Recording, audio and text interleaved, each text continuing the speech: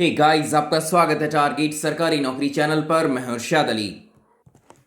जीवन कौशल यानी life skill की आज हमारी सेकंड क्लास है और जीवन कौशल से आपकी प्राइमरी सुपर टेट की परीक्षा में 10 अंक के प्रश्न पूछे जाते हैं सिलेबस के अकॉर्डिंग।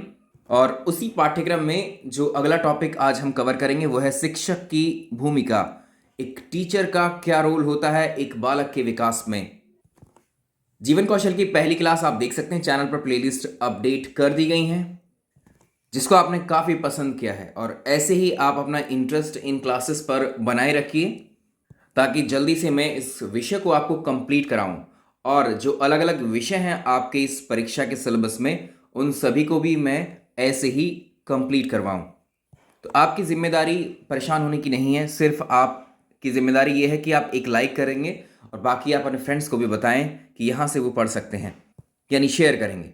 यानी ये आपकी तरफ से रिस्पॉन्स है, एक फीडबैक है जो मुझे एक तरीके से मोटिवेशन ही देगा जिससे मैं अपना कार्य बहुत अच्छे से करूँगा। और पहले पार्ट को आपने काफ़ी पसंद किया है तो वैसे ही सेम अगले टॉपिक पर हम आ जाते हैं और आज आपके लिए क्लासेस का टाइम निर्धारित कर देते हैं। हम वीडियो के अंत में बात करेंगे उस पर। एक बालक के जीवन में या हमारे जीवन में एक शिक्षक की एंट्री कब होती है। अगर हम पहले शिक्षक की बात करें या इसको परिभाषित करने की भी कोशिश करें, शिक्षक क्या होता है या कौन होता है, किसे हम शिक्षक बोलते हैं। शिक्षक वो व्यक्ति जो हमें कुछ सिखाता है, या शिक्षक वो जो हमें शिक्षा देता है, या शिक्षक वो जो हमें ज्ञान देता है। और जब एक बालक का जन्म होता है तो जन्म के बाद बालक संपर्क में आता है सबसे पहले अपनी माता के, तो माता के थ्रू ही उसको सबसे पहले सिखाने का कार्य शुरू होता है। यानी हम कह सकते हैं जो माँ है वो क्या है, बालक के लिए या हमारे लिए सबसे पहली शिक्षक होती है। ठीक है, तो माँ जो है, माता शिक्षक के रूप में कार्य करती है।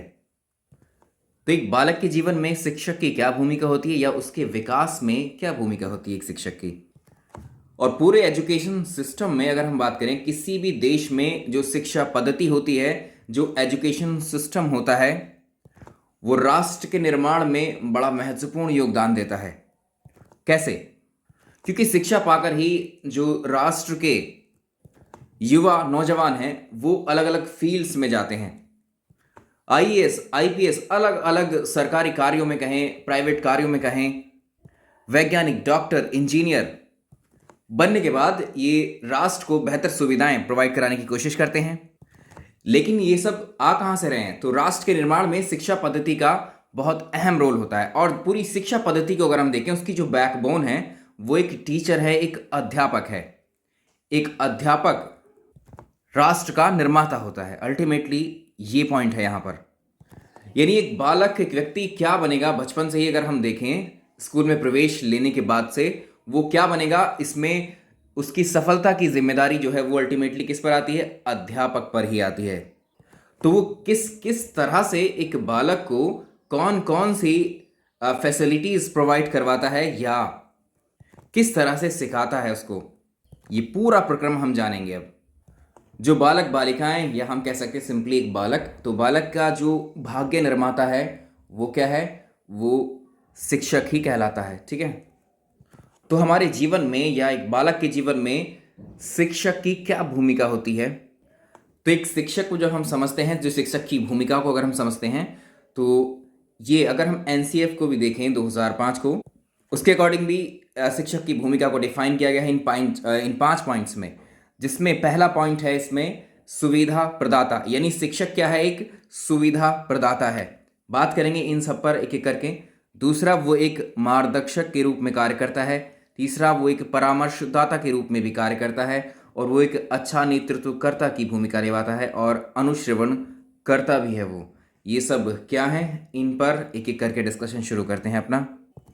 चलो, पहला पॉइंट है आज का, शिक्षक एक सुविधा दाता के रूप में कैसे कार्य करता है, एक फैसिलिटेटर के रूप में कैसे वो कार्य करता है।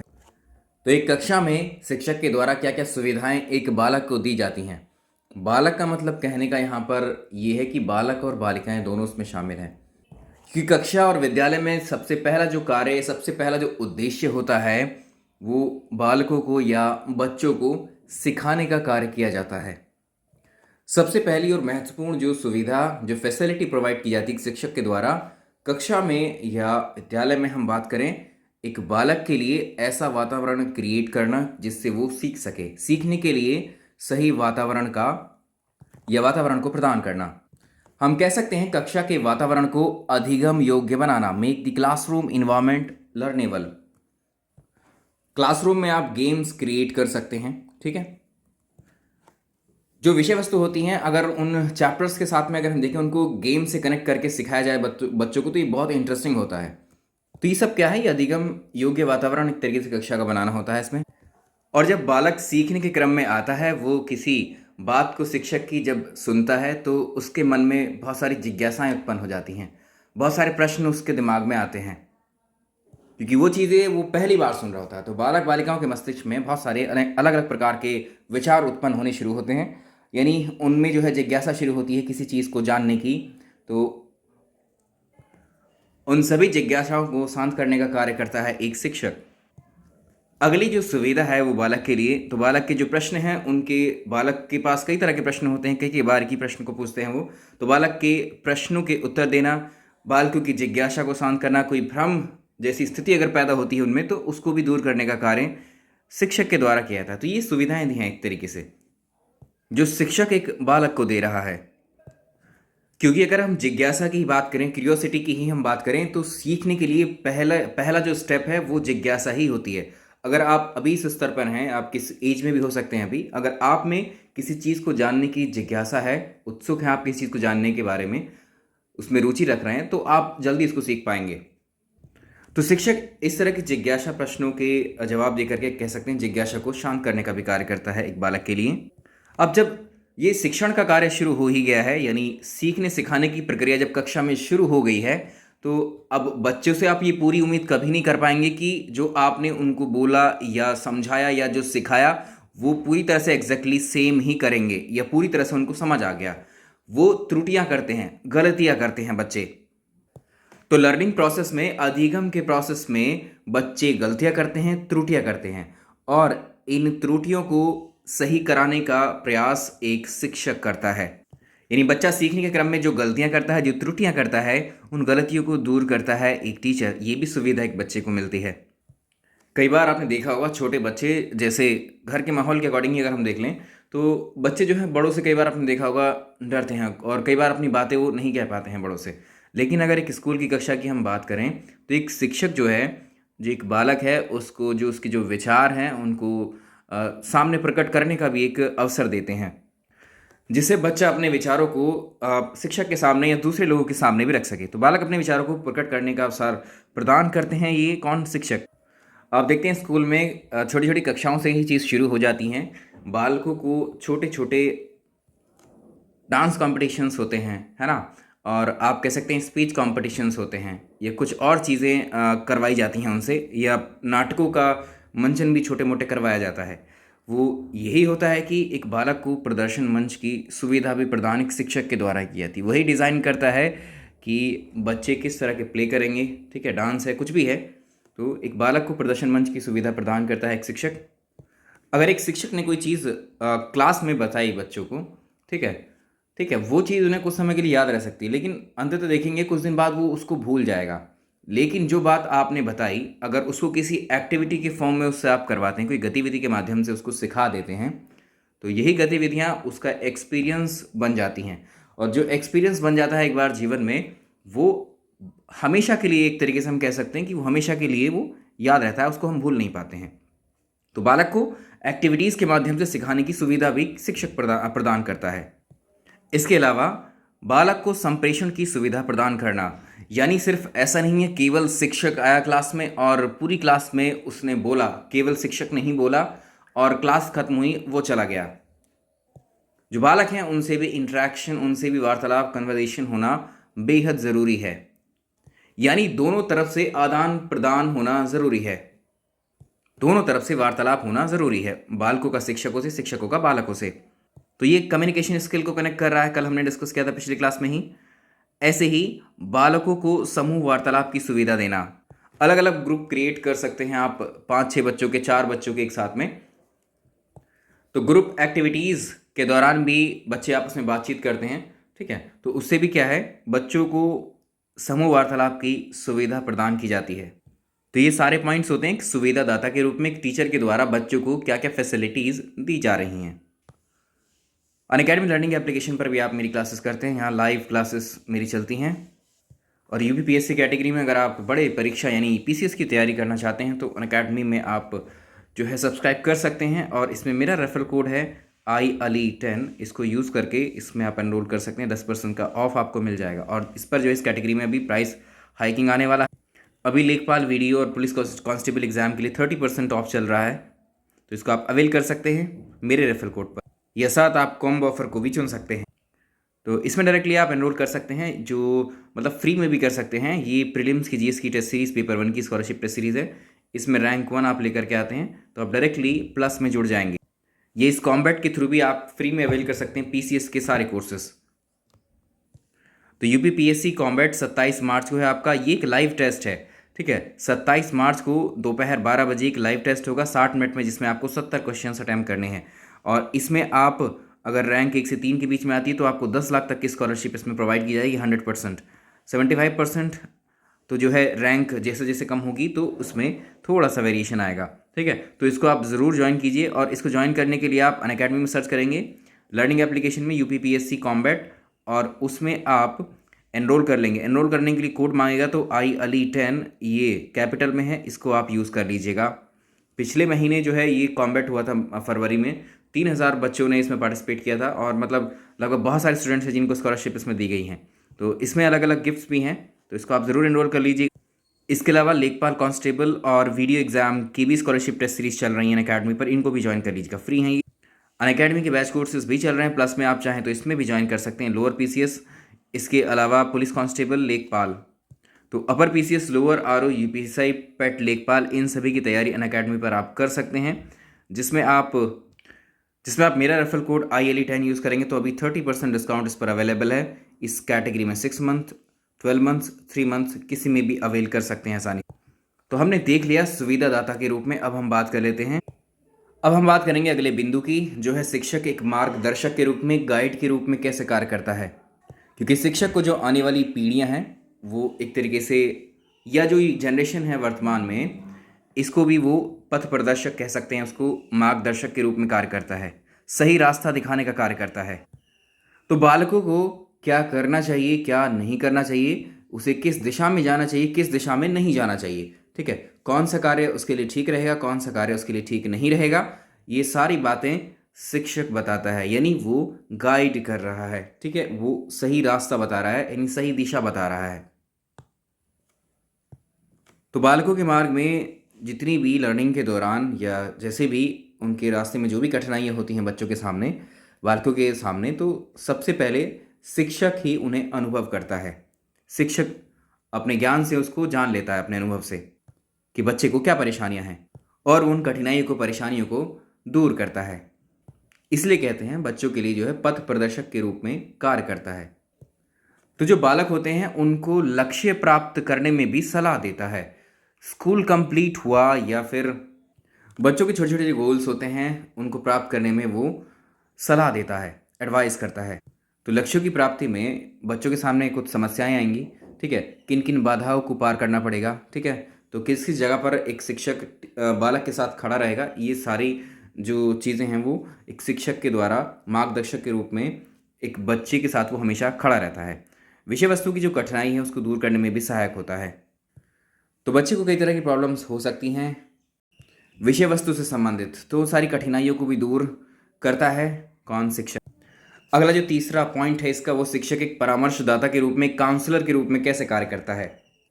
तो दो शब्द आपने सुने होंगे, एक तो होता है परामर्श, ठीक है, दूसरा होता है निर्देशन। तो यहाँ परामर्श और निर्देशन दोनों की बात करते हैं। तो शिक्षक को जब क्लास में कोई कार्य करवाना होता है, कोई भी कार्य बच्चों से, मान लीजिए पढ़ाई से संबंधित कोई होमवर्क वगैरह रहा, कुछ भी रहा, कोई एक्टिविटी रही, तो शिक्षक क्या करेगा, वो निर्देश देता है कि आपको ये करना है। इंस्ट्रक्शंस दिए जाते हैं, तो ये निर्देशन कहलाता है। लेकिन अगर एक बालक कोई भी कार्य कर रहा है क्लास में, ठीक है, और जब उस कार्य को शुरू करता है वो बच्चा, वो बालक, अगर उसको प्रॉब्लम्स आने लगती है उसमें, तो वो शिक्षक के पास जाता है कि सर मुझे ये नहीं आ रहा है। तो जब शिक्षक उसको बताएगा तो वो परामर्श हो जाएगा, ठीक है। यानी जब आप सहायता मांगोगे किसी से तो वो परामर्श हो जाएगी। और जब शिक्षक खुद आपको निर्देश देता है या ऑटोमेटिकली सहायता दे रहा है तो वो निर्देशन हो जाएगा। तो शिक्षक हमने देखा कि यहाँ कभी कभी वो परामर्शदाता भी बनता है, कभी कभी वो निर्देशक भी बनता है। तो हम कह सकते हैं कि बालक को जब भी आवश्यकता होती है तो वो उसको सलाह प्रदान करता है। तो बालक करियर में क्या बनेंगे, अब एक बालक को तो नहीं पता स्कूल में आने के बाद में क्या क्या चीज़ें होती हैं आगे, मतलब 12वीं के बाद में क्या हो सकता है क्या नहीं हो सकता है। तो वो सारे जो भविष्य में नए नए आयाम हैं या जिस फील्ड में वो जाना चाहिए, यानी अपने करियर को जिस चीज़ को भी वो अपने करियर के रूप में चुनना चाहें, डॉक्टर्स, इंजीनियर्स, सिविल सर्वेंट, उन सब का ज्ञान भी एक शिक्षक के द्वारा बच्चों को दिया जाता है। और उस पेशे में अगर हम व्यवसाय कहें, पेशा कहें या करियर कहें, तो एक तरीके से करियर के चयन में भी वो सहयोग करता है ना। इसके अलावा बच्चों की जो शैक्षणिक और सामाजिक परेशानियां आती हैं उनको भी वो दूर करता है। बच्चों को सीखने से संबंधित कुछ परेशानियां, प्रॉब्लम्स जैसे आती हैं, ठीक है, उसको कुछ समझ नहीं आ रहा है तो शिक्षक के पास जाएगा, ये भी डिस्कस किया था हमने, इसको परामर्श मांगेगा, है ना। तो शिक्षक उसकी हेल्प करेगा इसमें। कोई अलग स्कूल से बाहर भी कोई अगर उसको दिक्कत है या और दूसरे बालकों में घुल मिलने के बाद में भी अगर उसको कुछ परेशानी आ रही हैं तो उनको भी वो सॉल्व करता है। और वो छात्रों का हमेशा हितैषी होगा। यानी अगर हम कहें जैसे कोई बच्चा है, सभी बालक एक जैसे स्तर पर नहीं होते हैं। अगर हम दिमाग के अपने दिमाग को किस तरह से इस्तेमाल करते हैं, ठीक है, कोई चीज़ समझने में, सीखने में, तो बहुत सारी कमियां भी होती हैं बालकों में। कुछ कुछ बालकों में कमियां होती है, ऐसा नहीं कि उन कमियों को वो सारे बालकों को बताता है ना। तो ये एक तरीके से क्या करता है, प्राइवेसी मेंटेन करता है बच्चों की, है ना। तो यानी गोपनीयता को बनाए रखता है बच्चों की। वो विद्यार्थियों किस तरह की प्रॉब्लम्स आएंगी, परेशानी आएंगी, वो उसको पहले ही समझ लेता है। उसी के अनुसार फिर वो उसको परामर्श देता है। अगली जो क्वालिटी एक टीचर की है या कार्य, उसका कह सकते हैं शिक्षक एक नेतृत्वकर्ता के रूप में कार्य करता है, एज अ लीडर। लीडर मतलब लीड करने वाला, मतलब आगे चलने वाला, एक समूह को रिप्रेजेंट करने वाला। एक समूह में कई सारे बच्चे हो सकते हैं, कई सारे लोग हो सकते हैं, ठीक है। तो उस समूह में एक रिप्रेजेंटेटिव होगा जो उसका प्रतिनिधित्व कर रहा होगा, यानी उसका मुखिया। तो कक्षा में मुखिया के रूप में जो कार्य करता है वो हेड ऑफ द क्लास, एक टीचर ही कहलाता है, ना कि एक मॉनिटर। वही लीड करता है पूरी क्लास को, एक शिक्षक। तो शिक्षक के भी यहाँ पर कई सारे वो हो सकते हैं रोल, अगर हम कहें रोल नहीं टाइप कहें, क्योंकि शिक्षक भी अलग अलग प्रकार के हो सकते हैं। ये तो हम जितनी भी बातें कर रहे हैं वो एक आइडियल टीचर, एक आदर्श शिक्षक में होनी चाहिए। प्रैक्टिकल हम देखते हैं अपनी डेली लाइफ में तो कुछ थोड़ा सा विपरीत परिस्थितियां भी देखने को मिलती हैं शिक्षक के रूप में। अगर वो क्लास का नेतृत्व कर रहा है, अगर वो मुखिया हेड है क्लास का, तो कुछ शिक्षक ऐसे इसमें मिल जाएंगे आपको कि विद्यार्थियों के प्रति उनमें देखेंगे प्रेम भाव बहुत कम होता है, समानुभूति नहीं होती है। कक्षा में सिर्फ जो शिक्षक है वो बच्चों पर इतना ज़्यादा हावी होता है कि बच्चों को ना बोलने का मौका, ना करने का मौका, एक तरीके से डरा धमका करके वो लीड करता है क्लास को। तो ये एक टाइप हो सकता है एक शिक्षक का। होते हैं प्रैक्टिकली ऐसे भी, जबकि नहीं होना चाहिए। इस तरह के शिक्षक को तानाशाह शिक्षक या निरंकुश शिक्षक की हम संज्ञा देते हैं। कुछ शिक्षक ऐसे होते हैं कि जैसे बच्चों की जो इंटरेस्ट होते हैं, ठीक है, उन्हें पहले से भी कुछ ज्ञान रहता है बच्चों को, ठीक है, उनकी क्षमता को देखते हुए उनको इम्पोर्टेंस देता है वो शिक्षक, सबको आगे रखता है ना। और उसी तरह से बच्चों को सपोर्ट करता है, उनकी कमियों को दूर करता है। कुछ शिक्षक आपको ऐसे मिल जाएंगे कि बच्चे क्लास में जो है कुछ ही बच्चों पर स्पेशली फोकस करते हैं, कुछ पर बिल्कुल भी फोकस नहीं करते हैं। तो लीडरशिप ऐसी होनी चाहिए, सारे बच्चों को वो एक साथ रिप्रेजेंट करे, हर बच्चा इक्वल उसके लिए होना चाहिए। किस बच्चे को किस तरह की प्रॉब्लम है, किस तरह की दिक्कतें आ रही हैं, वो उसको समझना चाहिए, सबसे पहले उसको खड़ा होना चाहिए। तो जब सीखने सिखाने की प्रक्रिया जो है शुरू होती है क्लास में, स्कूल में, तो सबसे पहले आप क्या देखते हैं, कौन पहल करता है, इनिशिएटिव कौन लेता है। सबसे पहला कार्य किसका होगा, एक शिक्षक का। शिक्षक शुरुआत करता है सिखाने की, इसी का मतलब होता है कि वो लीड कर रहा है, पहल कर रहा है। किसी चीज़ की भी शुरुआत कक्षा में पहले शिक्षक करेगा, उसके बाद बच्चे उसको, बालक उसको फॉलो करेंगे। ऐसा नहीं होगा कि बच्चे से डायरेक्टली क्लास में जाकर के वो किसी बच्चे को खड़ा करेगा और पूछेगा कि हाँ ये बताओ, कोई सवाल उससे पूछ दिया बच्चे से, ऐसा डायरेक्टली नहीं होगा। पहले वो उस सवाल पर जाने से पहले पहले वो बच्चे को सिखाएगा, बताएगा, यानी पहले उसको करनी पड़ेगी, उसके बाद में वो सवाल कर सकता है। तो बच्चों को हम कह सकते हैं कि अलग अलग जो प्रतियोगी भावना होती है उनमें वो डेवलप करता है, ठीक है, एक तरह से, और बच्चों को सही राह दिखाने का कार्य करता है। नेतृत्वकर्ता के रूप में शिक्षक का बड़ा दायित्व होता है बच्चों के लिए। तो बच्चा आगे जा कर के सफल होगा या सफल होने का मतलब यहाँ पर ये भी है कि जिस कक्षा में वो 100% सीख पा रहा है कि नहीं सीख पा रहा है। अगर सीख पा रहा है तो सफल, नहीं सीख पा रहा तो असफल। तो और यही अगर सीखेगा तो आगे भी वो अच्छा ही करता चला जाएगा, बच्चा परफॉर्मेंस उसके प्रदर्शन अच्छा ही होता जाएगा। ठीक उसी के हिसाब से वो आफ्टर स्कूल उसके परिणाम देखने को मिलते हैं हमें। तो बच्चे की जो सफलता है उसका श्रेय एक अध्यापक, एक टीचर, एक शिक्षक को ही जाता है। अगर बच्चा असफल है तो उसकी भी जिम्मेदारी एक टीचर को ही लेनी होती है। ऐसा नहीं कि सफल विद्यार्थी की जिम्मेदारी, हाँ मेरा स्टूडेंट वो सफल हुआ है तो उसका श्रेय मैं ले लूँगा, और जो एक क्लास में बहुत सारे स्टूडेंट्स होते हैं, अगर उसमें से कुछ असफल हो गए हैं, जो सफल नहीं हुए हैं, उनकी जिम्मेदारी भी उस टीचर पर आएगी। वो फिर उसको समझना होगा कि हाँ उसके सिखाने में, इस प्रोसेस में जो है कुछ कमियां रह गई थी, उनको दूर करने की कोशिश की जाएगी फिर। तो नेतृत्वकर्ता में ये सारी जिम्मेदारियाँ टीचर की रहेंगी, क्योंकि असफलता का दोष भी टीचर के ऊपर ही आना है अल्टीमेटली। अंतिम बिंदु की बात करते हैं, शिक्षक एक अनुश्रवणकर्ता के रूप में, एक ऑब्जर्वेंट के रूप में। सीसीटीवी कैमरा आपने देखा होगा आजकल बड़े सभी के घरों, ऑफिसेस वगैरह में लगे रहते हैं। तो सीसीटीवी कैमरा क्या है, एक जगह फिक्स है और वो एक तरीके से क्या करता है, सबको देखने का कार्य करता है, कौन क्या कर रहा है। जितनी भी सारी एक्टिविटीज़ हैं वो उसमें कैप्चर होती रहती हैं।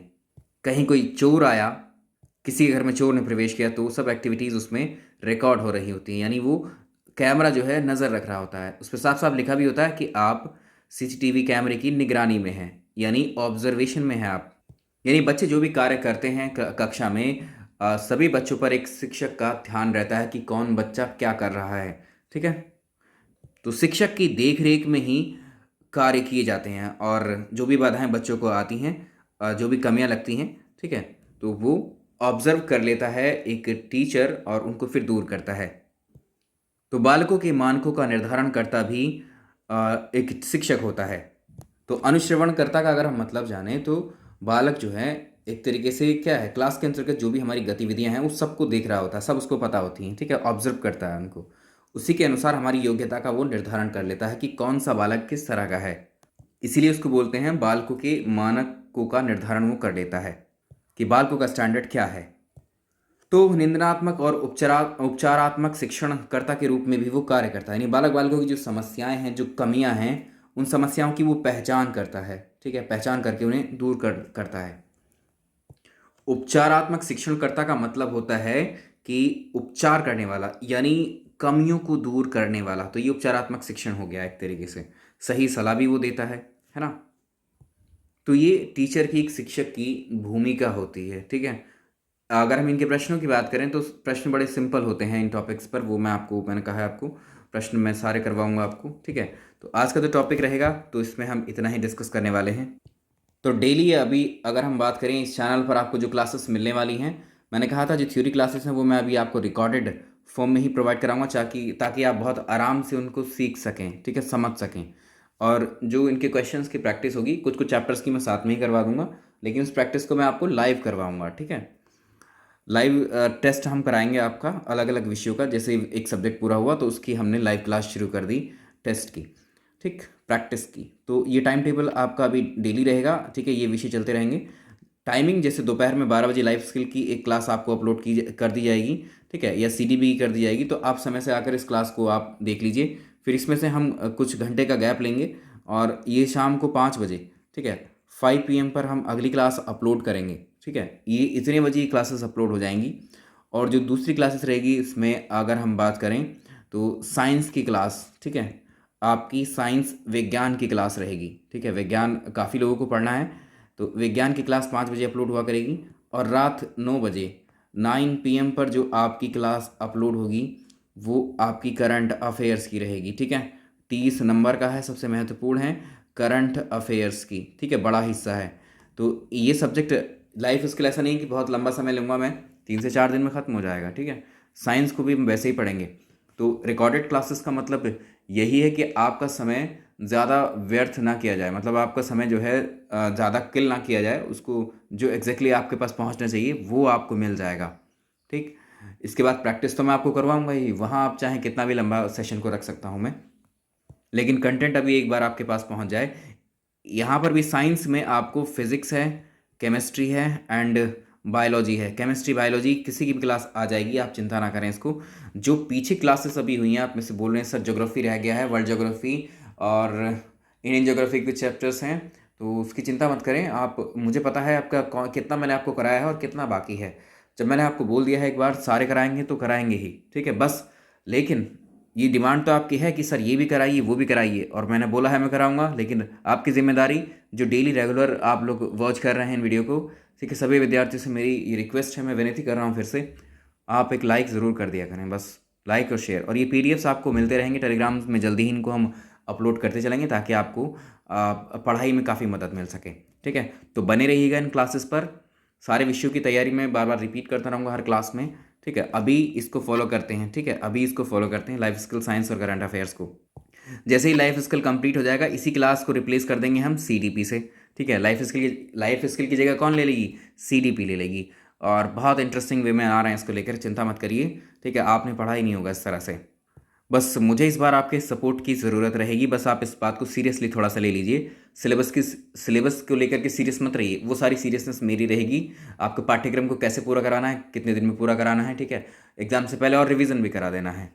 भर्ती में आप पूछ रहे हैं कि कितना समय लगेगा, आज सारे लोग तो यही चाह रहे हैं कि आज ही नोटिफिकेशन आ जाए, और ये ऐसा नहीं है कि ये भर्ती आएगी नहीं। 17,000 आपको सबको पता है, 17,000 पर आ गई तो करो या मरो की सिचुएशन हो जाएगी। कंपटीशन इतना टफ हो जाएगा कि आपको समय भी नहीं मिलेगा, आप क्या पढ़ोगे क्या नहीं पढ़ोगे, फिर हाथ पैर मारने के अलावा कोई दूसरा ऑप्शन आपके पास नहीं रहेगा, ठीक। तो 17,000 को कंसिडर करके दिमाग में रखिए, कभी भी इसका नोटिफिकेशन आ सकता है आपके लिए, ठीक है। अगर जल्दी आ गया तो आपके लिए करो या मरो वाली सिचुएशन रहेगी, फिर आपको एक विषय भी समझ में नहीं आएगा, मैं ये बता रहा हूँ। क्योंकि ना तो शिक्षक भर्तियाँ कभी ख़त्म होनी, ना शिक्षा कभी ख़त्म होनी है, ये सब आते रहेंगे। और ये जो है आपका पूरा प्रोसेस चलता रहेगा, ऐसा भी नहीं है।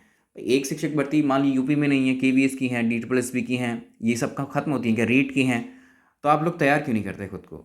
ये आपको कुछ भी सब हेल्प करेगा। ये इन अलग अलग विषयों में, टीचिंग्स में तो लगभग यही सब्जेक्ट्स हैं आपके, सारों में यही ऐड होते हैं, कोई नए सब्जेक्ट तो नहीं पैदा हो रहे हैं अभी। तो आप मेरी बातों को बहुत सीरियसली लेकर कॉन्टीन्यूसली पढ़ाई करिए, ठीक है। आपसे मैं 200% ज़्यादा जो है आपसे भी मैं कहूँ तो आपकी हेल्प कर रहा हूँ या करूँगा, ठीक है, जो चलेगा आगे। बस आपको सपोर्ट करना रहेगा, जैसे आपने कल रिस्पांस दिया है उस पर, पहली क्लास पर, आप आने वाली जो क्लासेस हैं उनको भी ऐसे ही सपोर्ट कीजिए। टीचिंग मेथड्स में पढ़ाऊँगा आपको, और सीडीपी में पढ़ाऊँगा आपको। हिंदी को शुरू कर देंगे जब ये विषय कंप्लीट होते रहेंगे, तो ये दूसरे विषय इसी टाइमिंग पर वो रिप्लेस करते चले जाएंगे हम, ठीक है, टाइमिंग यही रहेगी। बाकी विषयों को हम, जैसे लाइफ स्किल पूरा हुआ तो सीडीपी पूरा हुआ तो हिंदी आ जाएगा उसकी जगह पर, साइंस पूरा हुआ तो इसकी जगह पर कोई दूसरा विषय आ जाएगा, करंट अफेयर्स पूरा हुआ तो कोई दूसरा विषय, ठीक है। मेरी रेंज से कोई भी विषय बाहर नहीं है, प्लीज़ आपसे मेरी रिक्वेस्ट है, मैं सबको पढ़ाऊंगा, मैंने आपको पहले बार बार बोला है इस चीज़ को। चलिए आप थोड़ा जो है अभी सपोर्ट करेंगे मुझे। Thank you so much. Video पसंद आया तो लाइक एंड शेयर कीजिएगा।